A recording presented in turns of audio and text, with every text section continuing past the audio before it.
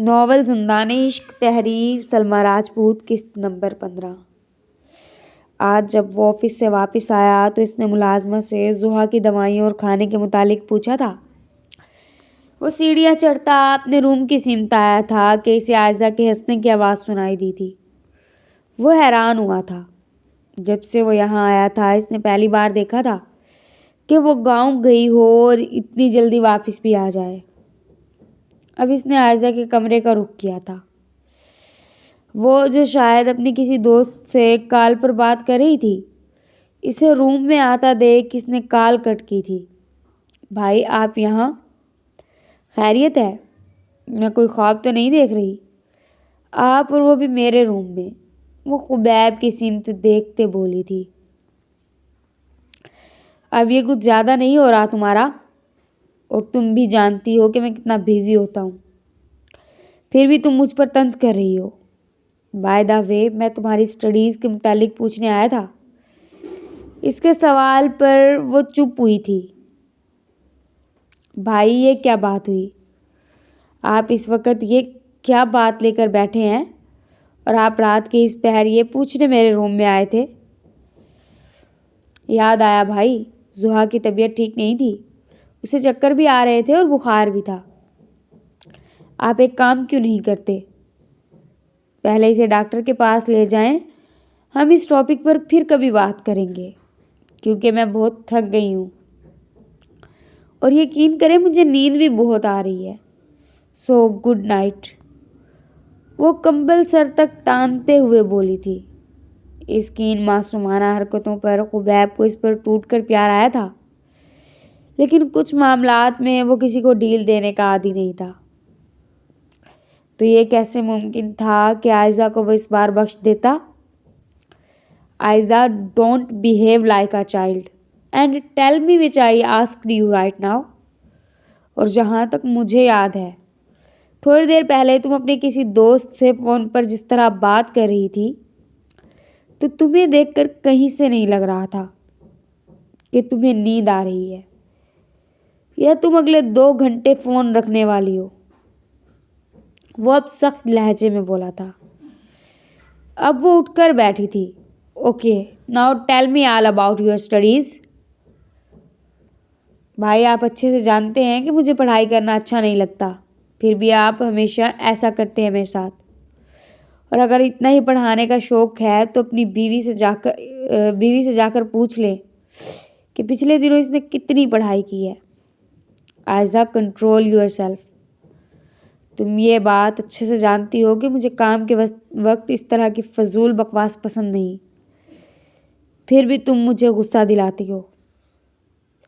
بھائی آپ دنیا کے سب سے برے بھائی ہیں۔ اس کی بات کے جواب میں اب وہ روتے ہوئے بولی تھی۔ Aiza I said pick up your books now. اس کی بات پر وہ پیر پٹکتے ہوئے اپنے اسٹڈی ٹیبل کی سمت بڑھی تھی۔ وہاں سے کتابیں اٹھا کر وہ واپس بیڈ پر آئی تھی۔ اسے پڑھائی کرتے دیکھ اب اس نے اپنے کمرے کا رخ کیا تھا، جبکہ خبیب کے اس کے روم سے نکلتے ہی وہ بیڈ سے اتر کر دروازے کی سمت آئی تھی۔ اسے اپنے روم میں انٹر ہوتے دیکھ عائزہ نے اپنے روم کو اندر سے لاک کیا تھا اور کتابوں کو بیڈ کی دوسری سائڈ رکھا تھا۔ یار یہ آئیڈیا بھی فلاپ ہو گیا۔ اور جب میں نے زحا کا نام لیا تب بھائی کا چہرہ ایسے ہو گیا تھا جیسے پتہ نہیں میں نے کون سی غلط بات کر دی۔ اب میں انہیں کیسے کہوں کہ ماموں کو کہہ دیں کہ وہ اسے کالج جانے کی اجازت دے دیں، جبکہ بھائی تو زحا کا نام سن کر ہی چڑ گئے تھے۔ اور اس دن بھی جب ماما نے زحا کو ذلیل کیا تھا سب کے سامنے، تب بھی بھائی نے ماموں کو کچھ نہیں کہا۔ اٹس مین بھائی کو بھی ماما کی طرح زحا ناپسند ہے۔ میں بھی کتنی پاگل ہوں۔ اس گھر کا ایک ملازم بھی یہ بات جانتا ہے کہ بھائی کو وہ الینا چڑیل پسند ہے، تو بھائی میری معصوم سی زحا کے لیے سٹینڈ کیوں لینے لگے؟ بابا کو بھی کیا ضرورت تھی میری چھوٹی سی نازک سی بہن کی شادی میرے جلاد صفت بھائی سے کرنے کی؟ اب وہ بیچاری بھائی اور ماما دونوں کی نفرت کا نشانہ بنتی ہے، اور میں اس کے لیے کچھ کر بھی نہیں سکتی۔ اوپر سے دادی جان بھی تو آنے کا نام نہیں لے رہی۔ کوئی بات نہیں عائزہ، جس کا کوئی نہیں ہوتا اس کا خدا ہوتا ہے، اور زحا کے پاس تو میں اور دادی جان بھی ہیں۔ اب وہ کمرے کا لیمپ آف کر کے سونے کے لیے بستر پر دراز ہوئی تھی۔ 5 منٹ بعد اس کی مدھم سانسوں کی آواز کمرے میں بکھر رہی تھی۔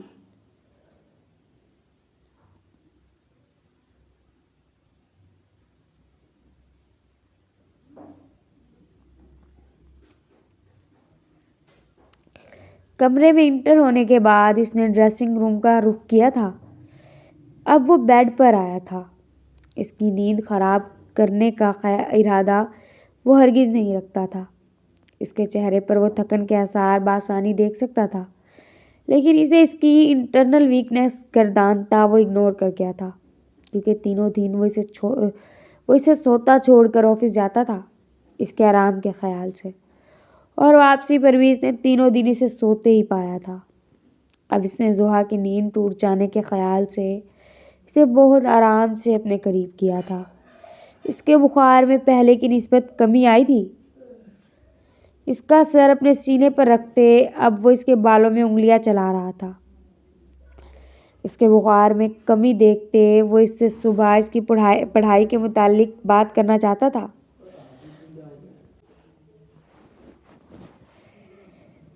وہ اس کی پڑھائی کا مزید نقصان نہیں چاہتا تھا۔ کچھ دیر بعد وہ نیند کی آغوش میں جا چکا تھا۔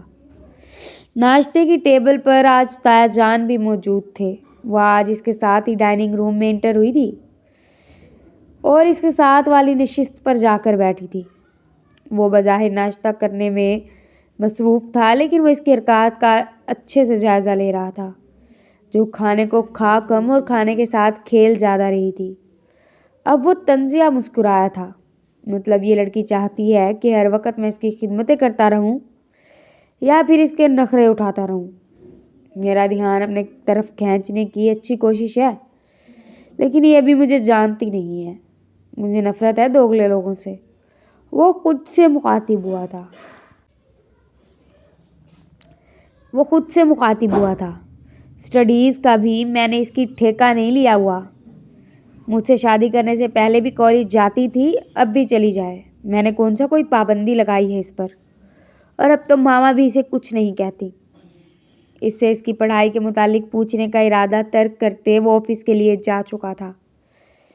زحا جو یہ سوچ رہی تھی کہ شاید وہ آج اس سے اس کی طبیعت کے متعلق استفسار کرے گا یا اسے کالج جانے کو کہے گا، اسے خبیب کے اس قدر سرد رویے پر دکھ ہوا تھا۔ اس رات کے بعد ان کے درمیان کوئی بات نہیں ہوئی تھی۔ شاید وہ اس رات والی بات پر ہی اس سے ناراض تھا، لیکن وہ خبیب پر بوجھ نہیں بننا چاہتی تھی۔ اگر اسے ہی اس کی موجودگی سے فرق نہیں پڑتا تھا تو وہ خود کو مزید خود کی نظروں میں نہیں گرا سکتی تھی۔ اس کا اور خبیب کا تعلق محض جسموں کا تعلق تھا۔ وہ انسان نہ اس کا کبھی تھا اور نہ ہی کبھی ہو سکتا تھا۔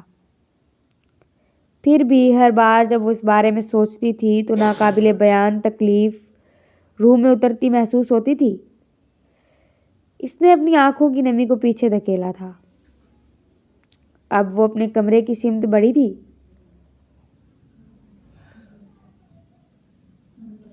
اس نے ٹیبلٹس کو پانی کے ساتھ بمشکل حلق سے نیچے اتارا تھا۔ اس نے اپنے آپ کو حالات کے سپرد کرنے کا سوچ لیا تھا۔ عائزہ اس کے پیچھے ہی روم میں انٹر ہوئی تھی۔ یار اگر تم کہو تو میں بابا سے بات کروں کہ ماما تمہیں نہیں جانے دے رہی کالج، یا پھر بھائی سے بات کروں اس بارے میں۔ نہیں عائزہ، مجھے تمہارے بھائی کی بھیک میں دی گئی ہمدردی نہیں چاہیے، اور تایا جان سے بھی کچھ مت کہنا۔ وہ عائزہ کی سمت دیکھتے بولی تھی۔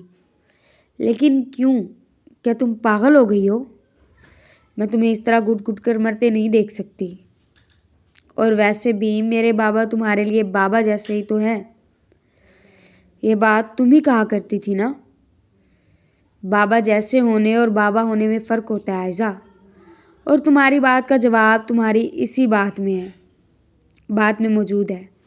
میں کہا کرتی تھی، اب نہیں کہتی، کیونکہ وہ اگر میرے بابا جیسے بھی ہوتے تو کم از کم اس زبردستی کے رشتے کو مجھ پر مسلط کرنے سے پہلے مجھ سے پوچھتے ضرور۔ میرے بابا کبھی میرے ساتھ ایسا سلوک کرنا تو دور کی بات کرنے کا سوچ بھی نہیں سکتے تھے عائزہ۔ اب وہ روتے ہوئے بولی تھی، تم کیا یہاں کا ہر ملازم یہ بات جانتا ہے کہ تمہارا بھائی الینا کو پسند کرتا ہے، اور اس نے تایا جان کو بھی بتایا تھا، اور بجائے اس کے کہ تایا جان اسے الینا سے شادی کی اجازت دیتے، انہوں نے مجھے عذاب کی طرح تمہارے بھائی کے سر پر مسلط کر دیا۔ اگر تایا جان نے زمین کی وجہ سے یہ سب کیا ہے تو خدا کی قسم عائزہ، وہ ایک بار کہتے میں بابا کے بزنس، گاؤں کی حویلی اور زمینوں کے ڈاکومنٹس پر سائن کرنے میں لمحہ نہ لگاتی۔ کس قدر بے بس ہوں میں کہ کروڑوں کی جائیداد ہوتے ہوئے بھی میں کالج نہیں جا سکتی۔ اپنی خالہ جان کو دیکھے عرصہ گزر گیا ہے، ان کی آواز بھی سنے ہفتوں گزر جاتے ہیں، اور اب تو طلحہ بھی اپنا بزنس آسٹریلیا شفٹ کر رہا ہے۔ اس کے کسی دوست نے اسے وہاں بلایا ہے، لیکن اس سب کے بعد بھی ہمارے اسٹیٹس کا فرق ختم نہیں ہوگا۔ ہمارے اسٹیٹس کا فرق ختم ہونے میں سالوں لگ جائیں گے، اور اس کے بعد بھی کیا گارنٹی ہے کہ تائی جان مجھے ان سے ملنے دیں؟ عائزہ، میرے بابا اگر زندہ ہوتے تو میرے ساتھ ایسا سلوک میرے اپنے ہی گھر میں کبھی نہ ہوتا، اور وہ میری شادی ایک ایسے شخص سے کبھی نہ کرتے جس کے لیے میری ذات ایک بوجھ ہے، جو اس پر زبردستی مسلط کیا گیا ہے۔ اب وہ عائزہ کے سینے سے لگ کر رو دی تھی۔ زوہا، کام ڈاؤن، ریلیکس یار، میں ہوں نا تمہارے پاس، تم دیکھنا ایک دن سب ٹھیک ہو جائے گا، اور میں کیا ہی کر سکتی ہوں اس سب میں۔ اچھا چلو چپ ہو جاؤ، میں دادی جان کو واپس آنے کو کہتی ہوں۔ مجھے پتا ہے تمہیں ان کی یاد آ رہی ہے، اسی لیے تم بہت زیادہ اپسیٹ ہو۔ نہیں، انہیں کچھ بھی بتانے کی ضرورت نہیں ہے، ویسے بھی میں انہیں مزید پریشان نہیں کرنا چاہتی۔ میرا بوجھ مجھے خود اٹھانے دو، اور دادی جان کر ہی کیا سکتی ہیں، لیکن وہ اپنی طبیعت ضرور خراب کر لیں گی۔ یہ جان کر کہ تایا جان نے زمین کی خاطر میرا نکاح اپنے گھمنڈی اور سنگ دل بیٹے سے کروا دیا ہے۔ اوکے، نہیں کرتی انہیں کال، بٹ تم رونا تو بند کرو۔ اچھا، میں کالج چلتی ہوں، واپسی پر آ کر میں نے بہت ساری باتیں کرنی ہیں تم سے۔